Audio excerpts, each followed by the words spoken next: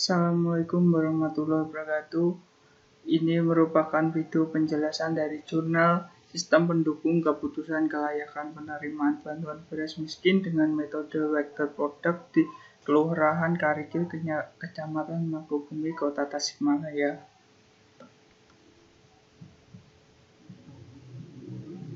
Tujuan sistem ini digunakan untuk membantu pengambilan keputusan dalam situasi yang semi-struktur dari situasi yang tidak terstruktur, di mana tak seorang pun tahu secara pasti bagaimana keputusan seharusnya dibuat. Metode vector product adalah salah satu metode penyelesaian pada masalah multi-atribut decision making (MADM). Metode ini mengevaluasi beberapa alternatif terhadap sekumpul atribut atau kriteria, di mana setiap atribut saling tidak bergantung satu dengan yang lain. Dari hasil penelitian menunjukkan pemanfaatan vektor produk sebagai model sistem pendukung keputusan kelayakan penerimaan bantuan beras miskin dengan metode vektor produk di Kelurahan Karikil, Kecamatan Mangkubumi, Kota Tasikmalaya dapat membantu pihak kelurahan dalam menghitung kelayakan calon penerima bantuan beras miskin dan untuk menentukan kelayakan penerimaan beras miskin menjadi lebih cepat dan akurat, karena aplikasi ini lebih mudah dibanding sistem yang lama dan penyimpanan datanya lebih akurat. Pendahuluan. Program beras untuk keluarga miskin atau yang disebut dengan istilah Raskin merupakan salah satu upaya pemerintah untuk mengurangi beban pengeluaran keluarga miskin. Program Raskin adalah untuk menanggulangi kemiskinan dan menjaga pangan masyarakat yang kurang mampu secara ekonomi, sehingga diharapkan semua pihak ikut mensukseskan program ini agar bisa dilaksanakan dengan baik dan bermanfaat untuk masyarakat. Masyarakat mempunyai hak untuk mendapat sandang, pangan, dan papan yang layak demi terciptanya masyarakat yang sejahtera. Apabila salah satu masih ada yang belum terpenuhi, maka kesejahteraan tidak akan tercapai. Untuk terrealisasi hal tersebut, pemerintah mengadakan beberapa program penanggulangan kemiskinan, yaitu berupa bantuan dana sosial yang diberikan kepada masyarakat miskin. Metode vektor produk. Metode vektor produk adalah salah satu metode penyelesaian pada masalah multi-atribut decision making (MADM). Metode ini mengevaluasi beberapa alternatif terhadap sekumpulan atribut atau kriteria, di mana setiap atribut saling tidak bergantung satu dengan yang lain. Menurut Yoon Kusmarini 2016, metode vektor produk menggunakan teknik perkalian untuk menghubungkan rating atribut, di mana rating tiap atribut harus dipangkatkan terlebih dahulu dengan bobot atribut yang bersangkutan. Dan ini merupakan rumus vektor S, dan ini untuk menghitung bobot, di mana S menyatakan preferensi alternatif dianalogikan sebagai vektor S, X menyatakan nilai kriteria, W menyatakan bobot kriteria, I menyatakan alternatif, J menyatakan kriteria, N menyatakan banyak kriteria, WJ adalah pangkat bernilai positif untuk atribut keuntungan dan bernilai negatif untuk atribut biaya.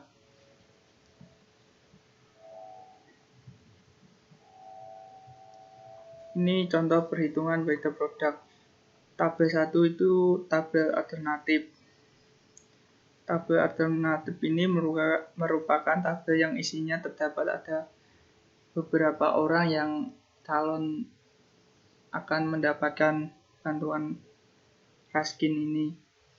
A1 itu Abdul Rojak, A2 adalah Tata Rastawijaya, A3 Nono Supriyatna, A4 Yusuf, A5 Beben Bunyamin, A6 Mustafa, A7 Samsu, A8 Juhro, A9 Embik Jumri, A10 Mamat.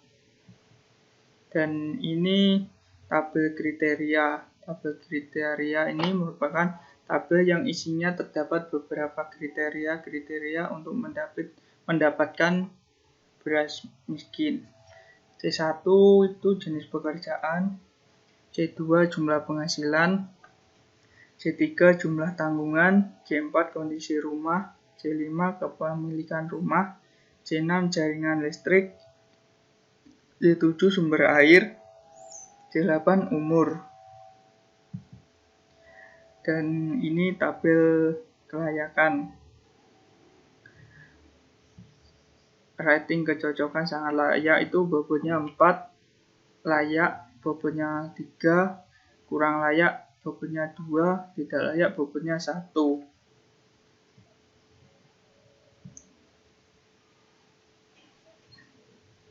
Ini tabel penentuan atribut biaya dan keuntungan. Dalam metode vektor produk terdapat 2 jenis atribut, yaitu atribut keuntungan dan atribut biaya. Untuk atribut biaya maka akan bernilai negatif, sedangkan untuk atribut keuntungan akan bernilai positif. Pada tabel kriteria di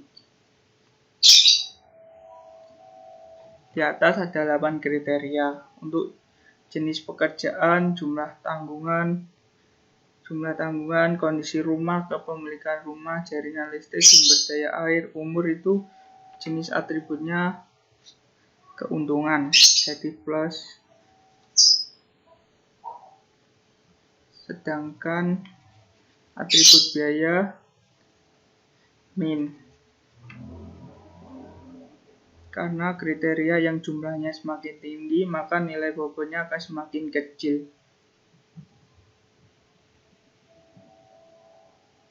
Ini bobot awal. C1 itu jenis pekerjaan, bobotnya 4. C2 jumlah penghasilan, bobotnya 4, sangat layak. C3 jumlah tanggungan 4. C4 itu kondisi rumah. C5 kepemilikan rumah. C4 itu bobotnya 3, C5 bobotnya 3. C6 jaringan listrik, bobotnya 2. C7 sumber air, C8 umur. Dan ini tabel bobot untuk jenis pekerjaan. Jenis pekerjaan pengangguran ini bobotnya 4, sangat layak. Buruh bobotnya 3, layak. Wira swasta bobotnya 2, kurang layak. PNS bobotnya 1, tidak layak. Tabel bobot untuk jumlah penghasilan, kurang dari 500 bobotnya 4, sangat layak. Lebih dari 500 sampai dengan 1 juta bobotnya 3. Lebih dari 100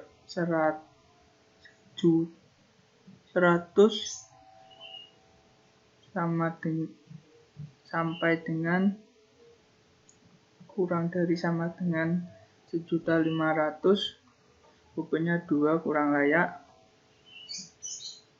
Lebih besar, lebih dari 1.500.000, bobotnya 1, tidak layak. Untuk tabel 8, bobot untuk jumlah tanggungan 4 anak atau lebih, itu bobotnya 4, sangat layak. 3 anak bobotnya 3 itu layak. 2 anak bobotnya 2, kurang layak. 1 atau tidak punya anak, bobotnya 1, tidak layak. Dan tabel 9 ini bobot untuk kondisi rumah. Jenis rumah panggung, bobotnya 4, sangat layak. Semi permanen bobotnya 3, permanen bobotnya 2. Tabel 10, Bobot untuk kepemilikan rumah. Kepemilikan rumah numpang bobotnya 4, ngontrak bobotnya 3, milik sendiri bobotnya 2, kurang layak. Bobot untuk jaringan listrik. Tabel 11 ini bobot untuk jaringan listrik. Jaringan listrik tidak ada, bobotnya 4, sangat layak. Numpang bobotnya 3, layak. Milik sendiri bobotnya 2, kurang layak. Tabel nomor 14, bobot untuk sumber air. Air sungai bobotnya 4, air sumur bobotnya 3, PDAM bobotnya 2. Tabel 13, bobot untuk umur. Umur kurang dari 35, bobotnya 1,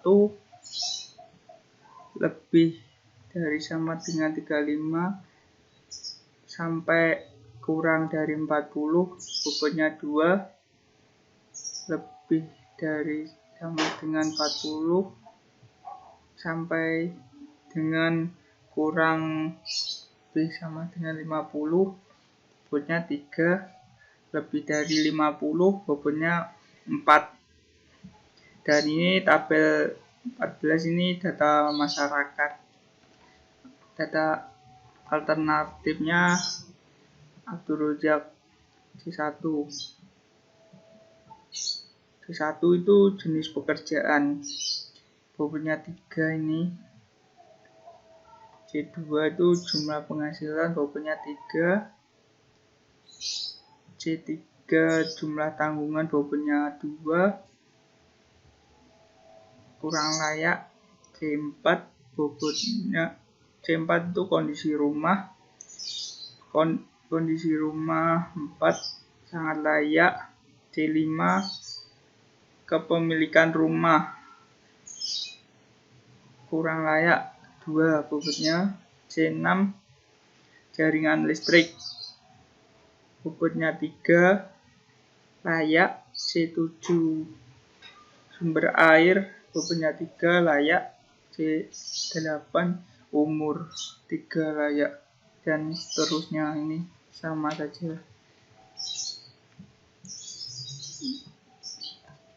Menghitung perbaikan bobot. Bobot awal ini dari sini. Nih, menentukan bobot awal ini. Dan W itu menyatakan bobot kriteria. Kriteria 1 itu ini C1, tadi bobot awalnya 4. Dan ini bobot awal semua. Terus 4 dibagi 24 dari bobot awal ini ditambah semua sama dengan 0,16066.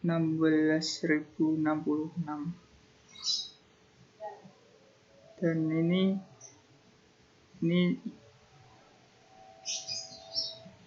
miliknya nih.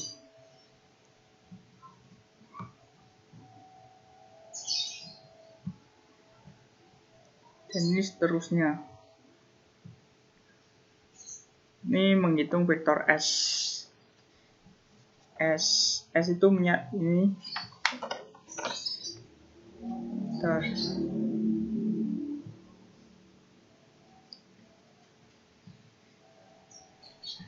Menghitung vektor S. S itu menyatakan frekuensi alternatif, dianalogikan sebagai vektor S ini. Ini 3 ini dari sini. Dari ini C1 ini kelayakan.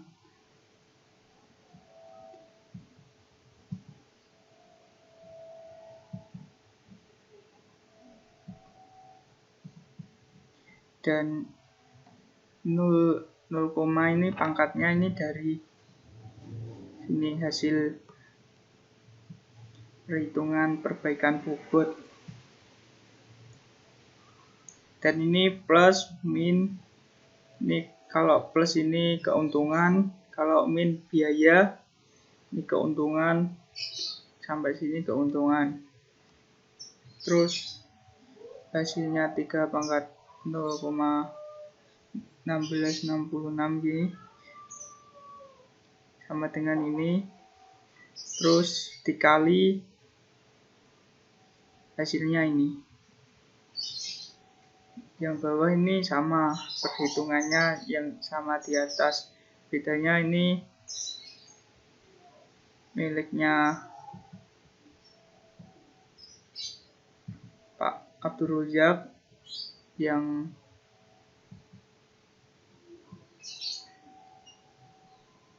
S2 ini miliknya Tata Rastawijaya.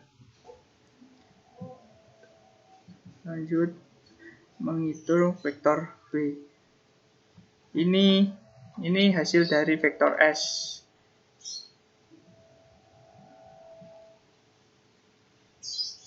Ini vektor V sama dengan ini hasil dari S1 dibagi hasil keseluruhan dari vektor S sama dengan ini hasilnya. Terus ini miliknya S2, miliknya Tata Rastawijaya. Ini hasilnya S1 dibagi hasil semua dari perhitungan vektor S. Dan ini tabel alternatif.